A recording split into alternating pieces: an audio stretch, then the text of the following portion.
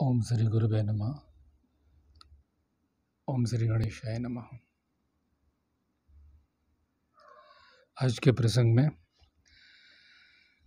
देवी देवताओं की उत्पत्ति कैसे हुई, यक्ष किन्नर गंधर्व व अन्य प्राणी कैसे उत्पन्न हुए, इन सब के बारे में बताएंगे।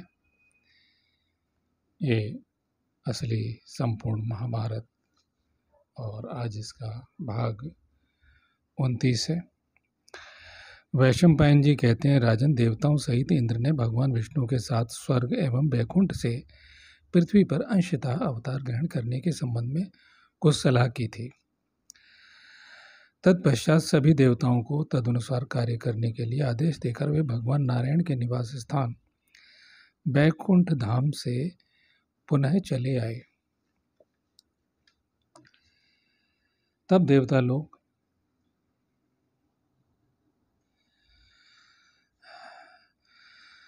संपूर्ण लोकों के हित तथा राक्षसों के विनाश के लिए स्वर्ग से पृथ्वी पर आकर क्रमशः अवतीर्ण होने लगे।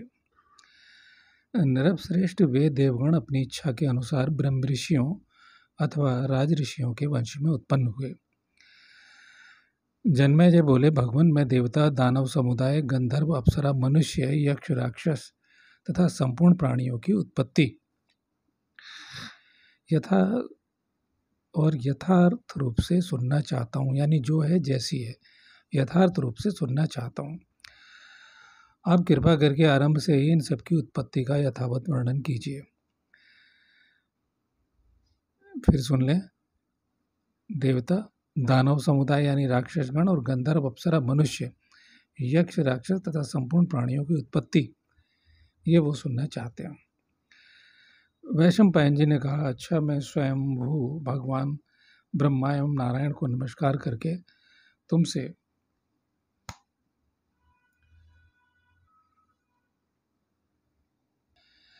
देवता आदि संपूर्ण लोकों का, उनकी उत्पत्ति का और नाश का यथावत वर्णन करता हूँ। ब्रह्मा जी के मानस पुत्र 6 महर्षि विख्यात हैं: मरीचि, अत्रि, अंगिरा, पुलस्त्य, पुलह और क्रतु। मरीचि के पुत्र कश्यप थे और कश्यप से ही ये समस्त प्रजाएं उत्पन्न हुए हैं। कश्यप से ही ये समस्त प्रजाएं उत्पन्न हुई हैं। ब्रह्मा जी के एक पुत्र दक्ष भी हैं।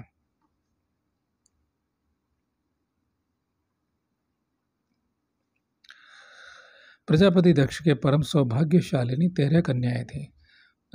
नरश्रेष्ठ, उनके नाम इस प्रकार हैं: अदिति, दिति, दनु, काला, दनायु, सिंगिका, क्रोधा यानी कि क्रूरा, प्राधा, विश्वा, विनीता, विनता और कपिला, मुनि और कद्रु। ये विनीता शब्द है, विनीता दिया है, विनीता, जिनकी विनीता और कद्रु, इनकी कथा हम इससे पहले वाले भागों में वर्णन कर चुके हैं। अदिति के 12 आदित्य हुए। अदिति के पुत्र 12 आदित्य हुए जो लोकेश्वर हैं। भरतवंशी नरेश, उन सब के नाम तुम्हें बता रहा हूँ। धाता, मित्र, अर्यमा, इंद्र, वरुण, अंश, भग, विश्वान, पूषा, 10वें सविता, 11वें त्वष्टा और 12वें विष्णु कहे जाते हैं। इन सब आदित्यों में विष्णु छोटे हैं, किंतु गुणों में वे सबसे बढ़कर हैं, जिन्हें हम भगवान विष्णु कहते हैं। दिति का ही एक पुत्र हिरण्यकश्यपु अपने नाम से विख्यात हुआ। उस महामना दैत्य के 5 पुत्र थे। उन 5 में प्रथम का नाम प्रहलाद है, उससे छोटे का संघलाद है, तीसरे का नाम अनुलाद है और उसके बाद चौथे शिबी और 5वें वास्कल हैं। भारत प्रहलाद के 3 पुत्र हुए जो सर्वत्र विख्यात हैं। उनके नाम है विरोचन, कुंभ, निकुंभ। विरोचन के एक ही पुत्र हुआ जो महाप्रतापी बलि के नाम से प्रसिद्ध है। बलि का विश्वविख्यात पुत्र बाण नामक महान असुर है, जिसे बाणासुर भी कहा जाता है, जिसे सब लोग भगवान शंकर के पार्षद श्रीमान महाकाल के नाम से जानते हैं।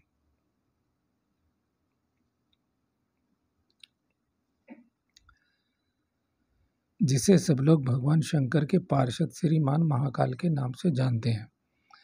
भारत धनु के 34 पुत्र हुए जो सर्वत्र विख्यात हैं। धनु कौन है? दक्षित की पुत्री है जिनका अभी वर्णन किया गया है। 13 कन्या है ना, उनमें से एक धनु। अब धनु के 34 पुत्र हुए, उनमें महायशस्वी विप्रचिति सबसे बड़ा था। उसके बाद शंबर, नमुचि, पुलोमा, असिलोमा, केशी, दुर्जय, अयशिरा, अश्वशिरा, पराक्रमी, अश्वशंकु, गगनमूर्धा, वेगवान, केतुवान, स्वरभानु, अश्वपति, वृषपर्वा, अजक, अश्वग्रीव, सूक्ष्म, महाबली, तुहुंड, इशुपाद, एकचक्र, विरूपाक्ष, हर, अहर, निचंद्र, निकुंभ, कुपट, कपट, शरभ, शलभ, सूर्य और चंद्रमा हैं। ये धनु के वंश में विख्यात दानव बताए गए हैं। और वृषपर्वा का भी नाम लिया है। वृषपर्वा जो दैत्यों के राजा बने और उनकी पुत्री शर्मिष्ठा है, जिनका प्रसंग अभी आगे आएगा। देवताओं में जो सूर्य और चंद्रमा माने गए हैं वे दूसरे हैं और प्रधान दानवों में सूर्य तथा चंद्रमा दूसरे हैं। ये राक्षस हैं सूर्य और चंद्रमा, जो राजा विप्रचित्ति से सबसे बड़ा था, उनसे उत्पन्न हुए हैं। तो ऐसा ना समझा जाए कि ये सूर्य चंद्रमा वो हैं। ये राक्षस हैं, राक्षस राज उनके पुत्र हैं। महायशस्वी राजा विप्रचित्ति के सबसे बड़ा था, उनके पुत्र हैं ये। देवताओं में जो सूर्य और चंद्रमा माने गए हैं वे दूसरे हैं और प्रधान दानवों में सूर्य तथा चंद्रमा दूसरे हैं। महाराज, ये विख्यात दानव वंश के कहे गए हैं जो बड़े धैर्यवान महाबलवान हुए हैं। धनु के पुत्रों में निम्नांकित दानवों के 10 कुल बहुत प्रसिद्ध हैं। अब इन कुलों का यानी वंशों का वर्णन ये दिया गया। एकाक्ष, वीरमृतपा, प्रलंब, नरक, वातापी, शत्रुपतन। इसमें जो वातापी का नाम लिया जा रहा है वो वातापी को महर्षि अगस्त्य ने भस्म कर दिया था अपने योग बल से। वो उन्हें मारना चाहता था। इसमें आगे कथा आएगी। शत्रुतपन, महान असुर शठ, गविष्ठ, वनायु, दानव, दीर्घजीव। भारत इन सब के पुत्र पौत्र असंख्य बताए गए हैं। सिंहिका ने राहु नामक पुत्र को उत्पन्न किया जो चंद्रमा और सूर्य का मान मर्दन करने वाला है। इसके सिवा सुचंद्र, चंद्रहर्ता तथा चंद्रमर्दन को भी उसी ने जन्म दिया। क्रोधा के क्रूर स्वभाव वाले असंख्य पुत्र पौत्र उत्पन्न हुए। शत्रुओं का नाश करने वाले क्रूर कर्मा क्रोधवश नामक गण भी क्रूरा की ही संतान है। दनायु के असुरों में श्रेष्ठ 4 पुत्र हुए, विक्षर, बल, वीर और महान असुर वत्र।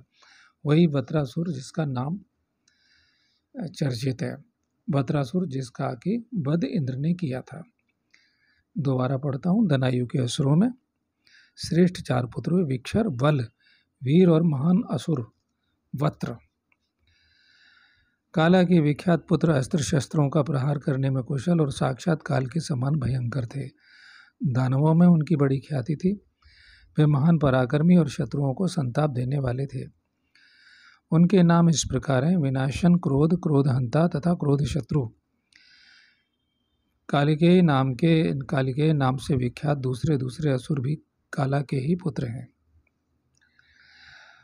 असुरों के उपाध्याय, अध्यापक एवं पुरोहित। असुरों के उपाध्याय यानी कि अध्यापक और पुरोहित। शुक्राचार्य महर्षि भृगु के पुत्र थे। उन्हें उष्णा भी कहते हैं। उष्णा के 4 पुत्र हुए जो कि असुरों के ही पुरोहित थे। इसके अतिरिक्त त्वष्टाधर तथा अत्रि ये 2 पुत्र और हुए जो रौद्र कर्म करने वाले और कराने वाले थे। पुत्र उष्णा के सभी पुत्र सूर्य के समान तेजस्वी तथा ब्रह्मलोक को ही परम आश्रय मानने वाले थे।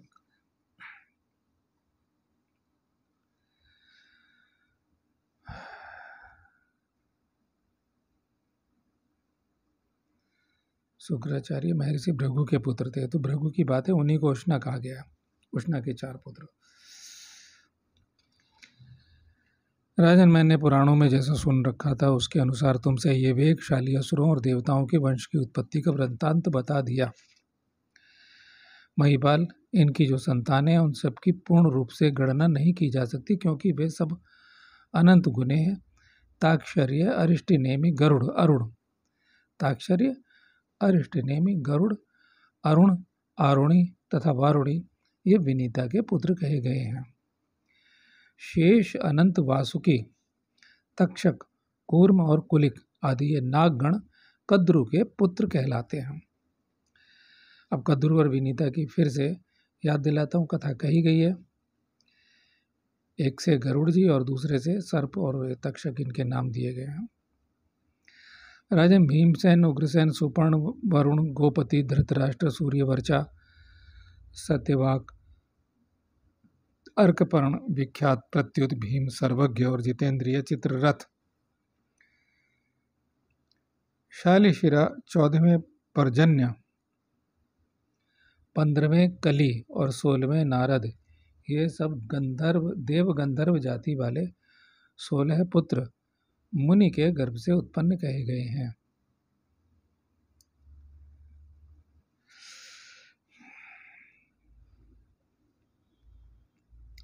भारत इसके अतिरिक्त अन्य बहुतों से वंशों की उत्पत्ति का वर्णन करता हूँ। भारत, ये भारत किसको कह रहे हैं? भारत कह रहे हैं जन्मेजय को। इसके अतिरिक्त अन्य बहुत से वंशों की उत्पत्ति का वर्णन करता हूँ।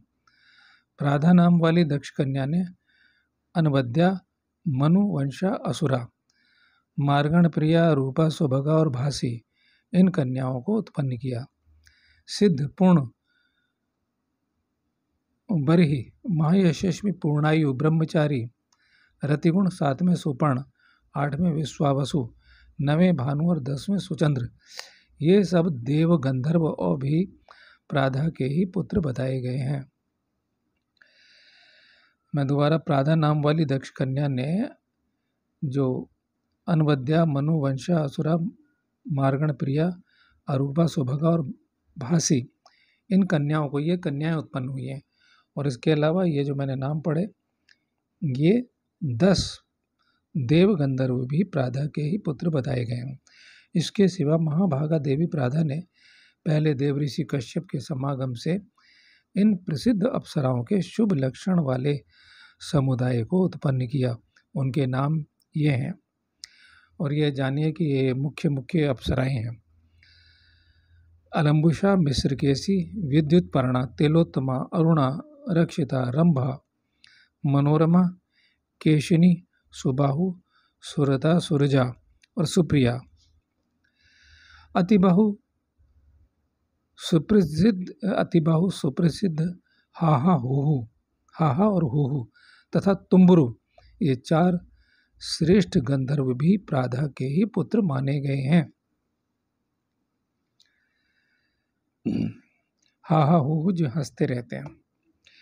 अमृत, ब्राह्मण, गौवें, गंधर्व तथा अप्सराएं ये सब पुराण में कपिला की संतानें बताई गई हैं। अमृत, ब्राह्मण और गौवें, यानी अमृत की उत्पत्ति, ब्राह्मणों की उत्पत्ति, गौवों की उत्पत्ति, गंधर्व तथा अप्सराएं ये सब पुराण में कपिला की ही संतानें बताई गई हैं। अब कपिला का नाम पीछे आया हुआ है। ये कपिला देवी कौन है? ये जो 13 कन्याएं हैं अभी जिनका हमने नाम लिया था, प्रजापति दक्ष की परम सौभाग्यशालिनी 13 कन्याएं थी, उनमें से ये नाम पढ़े थे मैंने, उनमें कपिला है। तो कपिला से क्या हुआ? अमृत, ब्राह्मण, गौवें, गंधर्व और अप्सराएं ये सब पुराण में कपिला की ही संतानें बताई गई हैं। राजन, इस प्रकार मैंने तुम्हें संपूर्ण भूतों की उत्पत्ति का वृत्तांत बताया है। इस तरह गंधर्वों, अप्सराओं, नागों सुपर्णों रुद्रों मरुदगणों गौओं तथा श्री संपन्न पुण्यकर्मा ब्राह्मणों की जन्म की कथा भी भली भांति कही गई है। अब ये जो प्रसंग मैंने कहा है, इसके बारे में जो मैं पढ़ रहा हूँ, सुना रहा हूँ आपको, इसकी महिमा कही गई है। यह प्रसंग आयु देने वाला है, यानी किसी की कम आयु हो तो आयु को बढ़ाने वाला है। पुण्यमय है, प्रशंसनीय है तथा सुनने में सुखद है। मनुष्य को चाहिए कि वह दोष दृष्टि न रखकर सदा इसे सुने और सुनावे। जो ब्राह्मण और देवताओं के समीप महात्माओं की इस वंशावली का नियम पूर्वक पाठ करता है, जो ब्राह्मण और देवताओं के समीप, कोई भी व्यक्ति जो ब्राह्मणों के यानी ब्राह्मण और देवताओं के समीप, देवताओं की मूर्ति है या देव स्थान है या ब्राह्मण, जो ब्राह्मण और देवताओं के समीप महात्माओं की इस वंशावली का नियम पूर्वक पाठ करता है, वह प्रचुर संतान, संपत्ति और यश प्राप्त करता है तथा मृत्यु के पश्चात उत्तम गति को पाता है। तो ये मैंने प्रसंग यहाँ पूर्ण किया।